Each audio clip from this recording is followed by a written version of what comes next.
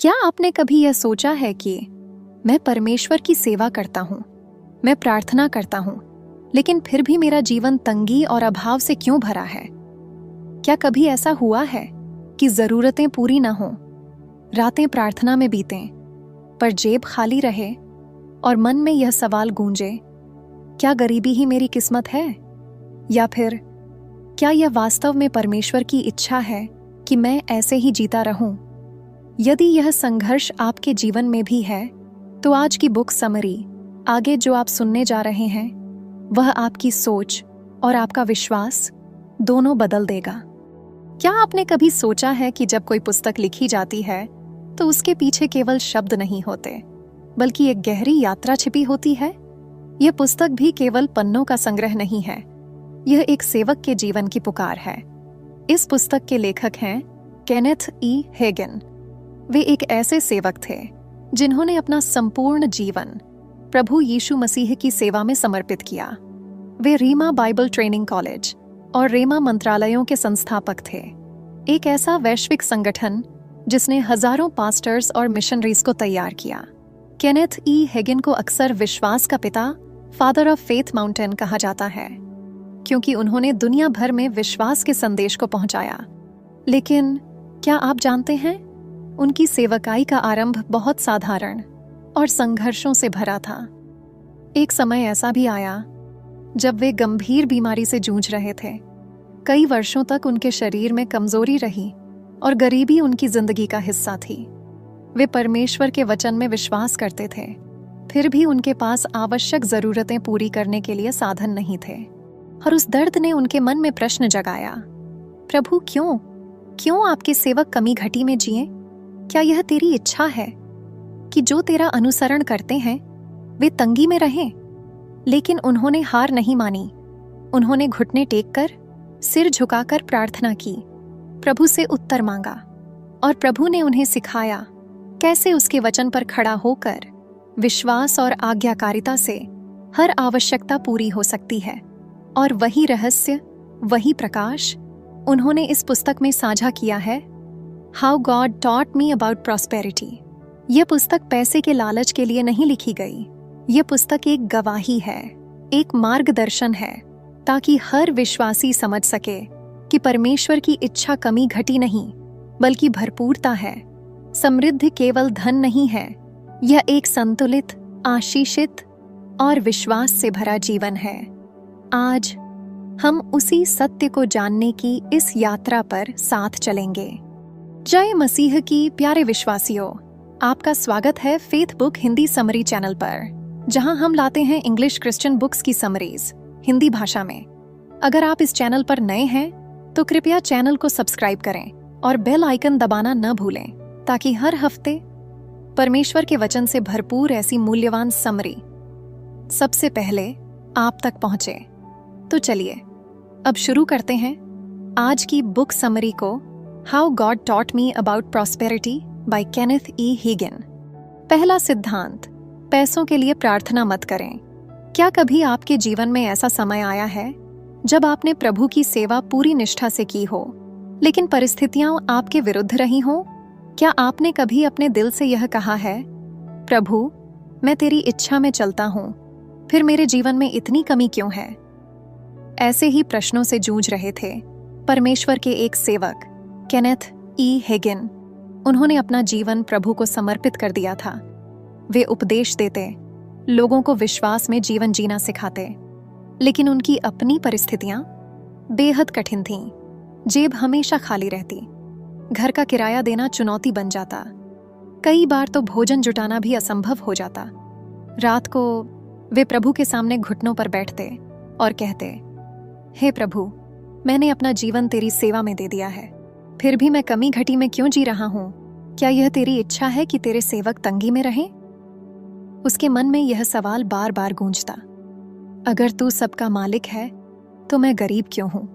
और एक दिन उन्होंने बाइबल में यह वचन पढ़ा, फिलिप्पियों 4:19, मेरा परमेश्वर अपनी महिमा के धन के अनुसार मसीह यीशु में तुम्हारी हर एक जरूरत को पूरी करेगा। उन्होंने बाइबल को हाथ में लेकर प्रभु से कहा, हे प्रभु, या तो यह वचन सत्य है या मैं कुछ समझ नहीं पा रहा। मुझे सिखा, मुझे मार्ग दिखा। उन्होंने ठान लिया, जब तक उत्तर नहीं मिलेगा तब तक वे प्रभु के सामने टिके रहेंगे। घंटों प्रार्थना, वचन पर ध्यान और केवल एक पुकार, प्रभु मुझे सिखा। फिर एक दिन उनके हृदय में प्रभु की स्पष्ट आवाज आई, केनेथ, पैसों के लिए प्रार्थना करना बंद कर। वे चौंक गए, मन में कहा, प्रभु पैसों के लिए प्रार्थना करना बंद कर दूं तो फिर मैं क्या करूं? तब प्रभु ने कहा, क्योंकि मैंने पहले ही तेरी हर आवश्यकता के लिए व्यवस्था कर दिया है, तू मुझसे भीख मत मांग। मेरा वचन कहता है, मैंने तेरी हर जरूरत को पूरा कर दिया है, तुझे बस विश्वास के द्वारा उसे लेना है। यही वह क्षण था जब केनेथ जी ने पहला सिद्धांत सीखा, पैसों के लिए प्रार्थना मत करो। प्रभु ने और गहराई से कहा, तू सालों से प्रार्थना कर रहा है, हे प्रभु मुझे पैसा दे, लेकिन तू उस बात के लिए प्रार्थना कर रहा है जो मैंने पहले ही पूरी कर दी। क्या तूने मेरा वचन नहीं पढ़ा? मेरा वचन कहता है तेरी हर आवश्यकता पूरी होगी, तो तू क्यों बार बार वही मांगता है जो तेरा पहले से है? उस दिन उनकी सोच बदल गई। उन्होंने समझा, प्रार्थना का मतलब भीख मांगना नहीं बल्कि विश्वास में लेना है। वे सोचते थे, लगातार प्रार्थना ही कुंजी है, लेकिन प्रभु ने दिखाया कि कुंजी यह है, जानना कि प्रभु ने पहले ही उत्तर दे दिया है। यह शिक्षा उनके लिए जीवन परिवर्तनकारी थी। उन्हें एहसास हुआ, उनकी सबसे बड़ी समस्या परिस्थितियां नहीं थीं, बल्कि उनकी सोच थी। वे पैसों के लिए गिड़गिड़ा रहे थे, जबकि प्रभु कह रहे थे, मेरे बच्चे, मैंने पहले ही सब कुछ दे दिया है, तू उसे विश्वास में ले। उन्होंने तुरंत इस सिद्धांत को अपने जीवन में लागू किया। गिड़गिड़ाकर भीख मांगने वाली प्रार्थनाएं बंद कर दीं। परमेश्वर के वचन को पकड़ा और विश्वास के साथ कहा, प्रभु धन्यवाद, तूने मेरी हर आवश्यकता पहले ही पूरी कर दी है। और यहीं से उनकी आर्थिक यात्रा ने नई दिशा पकड़ ली। लेकिन यह तो सिर्फ पहला कदम था, क्योंकि प्रभु ने उन्हें केवल यही नहीं सिखाया, बल्कि और 3 सिद्धांत भी बताए, जिन्होंने उनकी पूरी सोच बदल दी। दूसरा सिद्धांत, जितनी आवश्यकता है उसका विश्वास से दावा करें। केनेथ जी के जीवन में एक नई शुरुआत हो चुकी थी। उन्होंने पैसों के लिए गिड़गिड़ाकर प्रार्थना करना छोड़ दिया था, लेकिन एक सवाल अब भी उनके मन में गूंज रहा था, प्रभु अगर मुझे प्रार्थना नहीं करनी है तो करना क्या है? वे बार बार प्रभु से पूछते, प्रभु अब मैं अपनी आवश्यकताओं को कैसे पूरा करूं? अगर ऐसे नहीं मांगनी तो किस तरह मांगूं? और एक दिन शांत प्रार्थना के बीच प्रभु ने उनके दिल में स्पष्ट शब्द डाले, जितनी आवश्यकता है उसका विश्वास से दावा कर। केनेथ जी चौंक गए। विश्वास से दावा? प्रभु इसका मतलब क्या है? तब प्रभु ने प्रेम से समझाया, मेरे बच्चे, तुझे समझना होगा, तेरी हर आवश्यकता का व्यवस्था मैंने पहले ही कर दिया है, लेकिन जब तक तू उसे विश्वास के द्वारा ग्रहण नहीं करेगा, वह तेरे हाथ में नहीं आएगा। तुझे बोलना होगा, तुझे कहना होगा, इतनी राशि मेरे पास आएगी यीशु के नाम में, क्योंकि मेरा वचन कहता है, नीति वचन 18 का 21, जीवन और मृत्यु जीभ के वश में है। केनेथ जी के लिए यह बात बिल्कुल नई थी। उन्होंने वर्षों तक यह सिखाया था कि प्रार्थना करो, लेकिन इस तरह स्पष्ट बोलकर दावा करना, यह उनके लिए अलग था। फिर भी उन्होंने प्रभु की आज्ञा मानने का निश्चय किया। उन्होंने सिर झुकाकर कहा, ठीक है प्रभु, अब मैं जितनी आवश्यकता है उसका विश्वास से दावा करूंगा। कुछ समय बाद एक अवसर आया।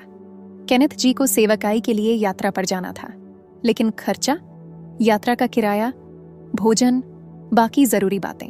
उन्होंने सोचा किसी से मदद मांग लूं, लेकिन तुरंत प्रभु की बात याद आई। इस बार उन्होंने किसी को फोन नहीं किया, किसी से मदद नहीं मांगी।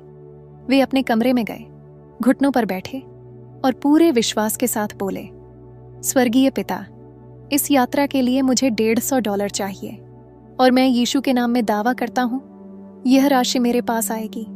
धन्यवाद, क्योंकि आपने यह पहले ही पूरा कर दिया है। और फिर वे शांत हो गए। न चिंता, न गिड़गिड़ाना, बस विश्वास। कुछ ही दिनों में चमत्कार हुआ। लोगों ने बिना कहे उन्हें भेंट दी। राशि ठीक उतनी थी, $150। केनेथ जी आश्चर्यचकित रह गए।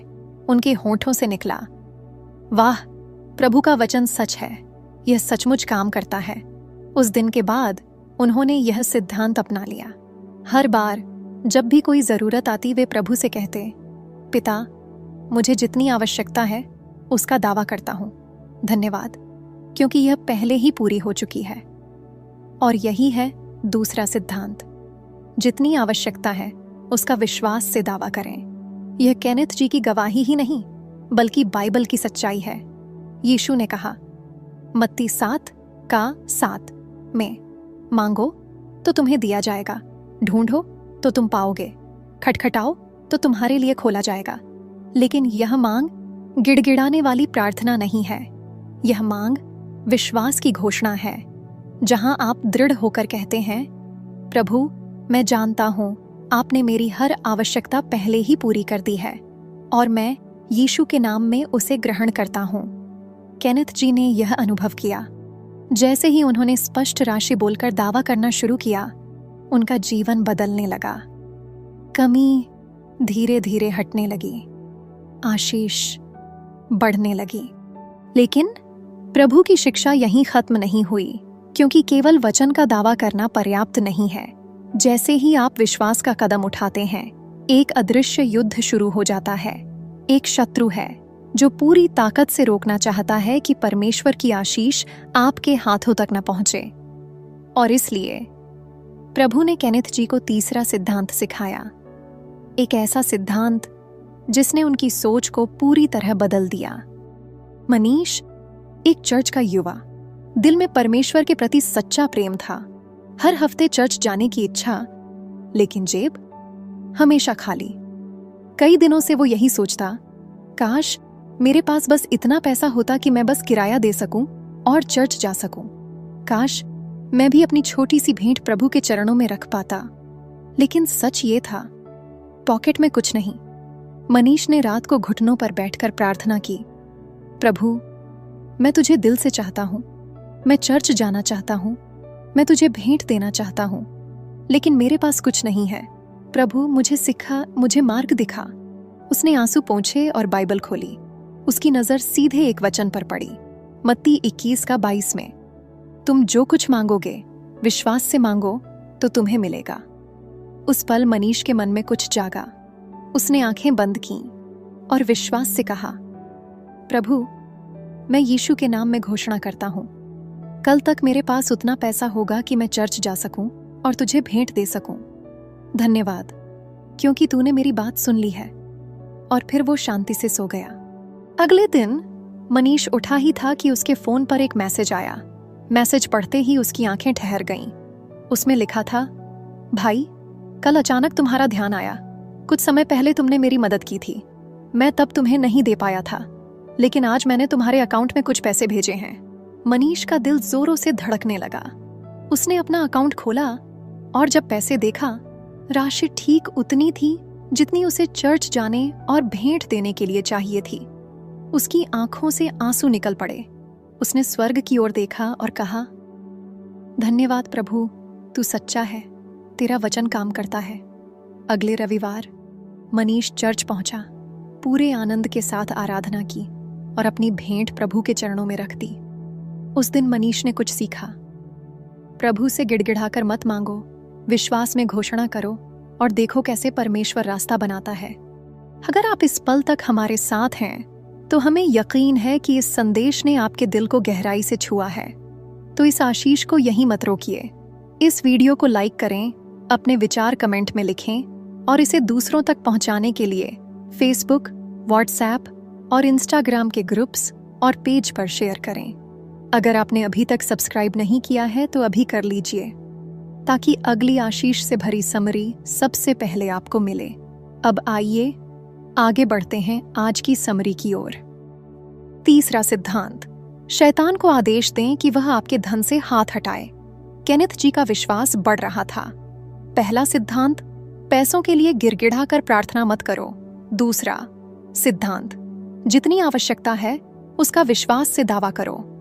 और इन दोनों सिद्धांतों को अपनाने के बाद उन्होंने परिणाम देखना शुरू कर दिया था। लेकिन एक दिन प्रभु ने उन्हें और गहराई से सिखाया, क्योंकि प्रभु ने उनसे कहा, तू केवल दावा करके मत रुक, तुझे शैतान को भी रोकना होगा। केनेथ जी ने मन ही मन सोचा, प्रभु, मैं समझ नहीं पा रहा, शैतान को रोकना क्यों जरूरी है।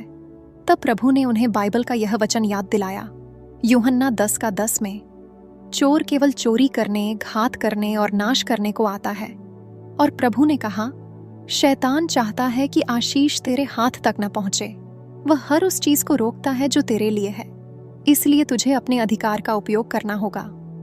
केनेथ जी घुटनों पर बैठे प्रभु की आवाज को ध्यान से सुना। तब प्रभु ने कहा, तेरे पास यीशु के नाम में अधिकार है, तू शैतान को आदेश दे, मेरा धन छोड़ दे यीशु के नाम में, क्योंकि मेरा वचन कहता है याकूब 4:7 में, इसलिए परमेश्वर के अधीन हो जाओ, शैतान का सामना करो तो वह तुमसे भाग जाएगा। केनेथ जी का हृदय धड़कने लगा। वे वर्षों से सोचते थे कि आशीष पाने के लिए बस प्रभु से मांगना काफी है, लेकिन अब प्रभु ने उन्हें दिखाया कि यह एक आत्मिक युद्ध है। उन्होंने वही किया जो प्रभु ने कहा। वे घुटनों पर बैठकर बोले, शैतान, यीशु के नाम में मैं तुझे आदेश देता हूँ, मेरे धन से अपने हाथ हटा। तू चोरी करने वाला चोर है, लेकिन तेरा अधिकार मुझ पर नहीं, क्योंकि मैं परमेश्वर का पुत्र हूँ और मेरे पास यीशु के नाम का अधिकार है। फिर उन्होंने धन्यवाद किया और विश्वास में खड़े हो गए। केनेथ जी को समझ आ गया कि जब तक वे अपनी आवाज से अधिकार नहीं जताएंगे, शैतान पीछे नहीं हटेगा। उसके बाद उन्होंने देखा कि स्थिति बदलने लगी। लोग बिना कहे उन्हें भेंट देने लगे। उनकी सेवकाई में जो आर्थिक रुकावट थी वह टूट गई, क्योंकि उन्होंने शैतान को आदेश दिया और उसे मानना पड़ा। केनेथ जी ने गवाही दी, मैंने महसूस किया कि मेरी लड़ाई गरीबी से नहीं है, बल्कि उस चोर से है जो आशीष को रोकना चाहता है। लेकिन जब मैंने यीशु के नाम में अधिकार का उपयोग किया, सब कुछ बदल गया। और यही है तीसरा सिद्धांत, शैतान को आदेश दो कि वह आपके धन से हाथ हटाए। यह सिर्फ केनेथ जी की कहानी नहीं है, यह बाइबल का सिद्धांत है। यीशु ने कहा लूका 10:19 में, मैंने तुम्हें सांपों और बिच्छुओं को रौंदने का और शत्रु की सारी शक्ति पर अधिकार दिया है। केनेथ जी को अब समझ आ गया था कि अधिकार सिर्फ चर्च में उपदेश देने के लिए नहीं है, यह आपके दैनिक जीवन में उपयोग करने के लिए है। क्योंकि जब तक आप बोलेंगे नहीं, शैतान मानने वाला नहीं। लेकिन कहानी यहीं खत्म नहीं होती, क्योंकि प्रभु ने उनसे कहा, तुझे एक और काम करना होगा, क्योंकि आशीष को तेरे पास पहुंचाने के लिए स्वर्गदूत तैयार हैं और तुझे उन्हें भेजना होगा। यही है चौथा और अंतिम सिद्धांत, स्वर्गदूतों को भेजो कि वे तेरे धन को लाएं। और यह केनेथ जी के लिए सबसे अद्भुत अनुभव था। चौथा सिद्धांत, स्वर्गदूतों को भेजो कि वे आपके धन को लाएं। केनेथ जी की यात्रा अब एक नए मोड़ पर थी। पहला सिद्धांत, पैसों के लिए गिड़गिड़ाकर प्रार्थना मत करो। दूसरा, जितनी आवश्यकता है उसका विश्वास से दावा करो। तीसरा, शैतान को आदेश दो कि वह आपके धन से हाथ हटाए। और अब प्रभु उन्हें चौथा और अंतिम सिद्धांत सिखाने वाले थे, एक ऐसा सिद्धांत जिसने उनकी सोच को पूरी तरह बदल दिया था। एक दिन जब वो प्रार्थना में थे, प्रभु ने उनके मन में एक और गहरी सच्चाई डाली। प्रभु ने कहा, तुझे पता है, तूने दावा कर लिया, तूने शैतान को रोक दिया, लेकिन अब तुझे एक और कदम उठाना है। वो चौंक गए। उन्होंने मन ही मन कहा, प्रभु, और क्या करना बाकी है? और तब प्रभु ने कहा, आशीष को तेरे पास पहुंचाने के लिए स्वर्गदूत तैयार हैं, लेकिन तुझे उन्हें भेजना होगा। वो हैरान थे। प्रभु, स्वर्गदूत? उन्हें भेजना? इसका क्या मतलब है? प्रभु ने समझाया, क्या तूने मेरा वचन नहीं पढ़ा? इब्रानियों 1:14 में, क्या वे सब सेवा करने वाले आत्मा नहीं हैं जो उद्धार पाने वालों के लिए सेवा करने को भेजे जाते हैं? स्वर्गदूत तेरे सेवक हैं, वे तेरी आशीष को तेरे पास लाने के लिए नियुक्त किए गए हैं, लेकिन जब तक तू उन्हें भेजेगा नहीं, वे कार्य नहीं करेंगे। उनका हृदय धड़कने लगा। उन्होंने महसूस किया, अब तक वे सोचते थे कि सब कुछ अपने आप हो जाएगा, लेकिन प्रभु कह रहे थे, तुझे बोलना होगा, तुझे अपने शब्दों से आदेश देना होगा, क्योंकि स्वर्गदूत मेरे वचन पर चलते हैं। जब तू मेरा वचन बोलता है, तब वे सक्रिय हो जाते हैं। उस पल केनिथ जी ने घुटनों पर आकर विश्वास से कहा, स्वर्गदूतों, जाओ, मेरा धन जहां भी है उसे मेरे पास लाओ। मुझे सेवा के लिए चाहिए, मुझे परमेश्वर के राज्य के लिए चाहिए। यीशु के नाम में उसे लेकर आओ। उन्होंने यह बात पूरी गंभीरता से बोली और फिर शांत हो गए, क्योंकि उन्हें पता था स्वर्गदूत निकल पड़े हैं। और क्या हुआ? थोड़े ही समय में उन्होंने चमत्कार देखना शुरू कर दिया। अचंभित तरीके से मदद आने लगी। लोग बिना कहे भेंट देने लगे। उनकी आवश्यकताएं पूरी होने लगीं। वो गवाही देते हैं, जब मैंने स्वर्गदूतों को भेजना शुरू किया, मेरी आर्थिक स्थिति में अद्भुत बदलाव आया, क्योंकि मैंने देखा प्रभु ने पहले से व्यवस्था कर दिया है, लेकिन उसे मेरे जीवन में लाने के लिए मुझे अधिकार का उपयोग करना था और स्वर्गदूतों को भेजना था। और यही है चौथा सिद्धांत, स्वर्गदूतों को भेजो कि वे आपके धन को लाएं, क्योंकि बाइबल कहती है भजन 103:20 में, हे यहोवा के दूतों, जो बलवान हो, जो उसके वचन के करने में निपुण हो, उसकी बातों के शब्दों को सुनते हो, उसकी स्तुति करो। स्वर्गदूत उस समय तक निष्क्रिय रहते हैं जब तक आप नहीं बोलते, लेकिन जब आप विश्वास के साथ परमेश्वर का वचन बोलते हैं, तब वे आपके लिए काम करने लगते हैं। उन्होंने यह 4 सिद्धांत अपनाए और उनका जीवन बदल गया। अब उनके पास न सिर्फ अपनी आवश्यकताओं के लिए, बल्कि औरों को आशीष देने के लिए भी पर्याप्त था। उन्होंने गवाही दी, मैंने सीखा कि परमेश्वर की इच्छा तंगी नहीं, बल्कि भरपूरता है, और यह भरपूरता सिर्फ उनके लिए है जो उसके वचन पर चलते हैं और अपने अधिकार का उपयोग करते हैं। तो याद रखिए, पैसों के लिए गिड़गिड़ाकर प्रार्थना मत कीजिए। जितनी आवश्यकता है उसका विश्वास से दावा कीजिए। शैतान को आदेश दीजिए कि वह आपके धन से हाथ हटाए, और स्वर्गदूतों को भेजिए कि वे आपके लिए आशीष लेकर आए, क्योंकि ये 4 सिद्धांत सिर्फ केनिथ जी की कहानी नहीं है, ये बाइबल का सत्य है। आज की बुक समरी यहीं समाप्त होती है। अगर इस हिंदी बुक समरी को सुनकर आपकी आत्मा में कुछ परिवर्तन हुआ है, तो वीडियो को लाइक करें, कमेंट में लिखिए, अब से मैं आर्थिक आशीषें पूरे हक और विश्वास के साथ मांगूंगा, या फिर वो आशीष जो आज आपने इस वीडियो में अनुभव किया। सब्सक्राइब करना और बेल आइकन दबाना मत भूलिए, क्योंकि इस चैनल पर हम लाते हैं दुनिया की सबसे असरदार इंग्लिश क्रिश्चियन बुक्स की हिंदी समरीज। शेयर कीजिए अपने चर्च के भाई बहनों के साथ, फेसबुक, व्हाट्सएप, इंस्टाग्राम ग्रुप्स और पेजेस में। धन्यवाद प्यारे विश्वासियों। प्रभु यीशु मसीह आपको नया जीवन, नई दृष्टि और नई आत्मिक ताजगी से भर दें।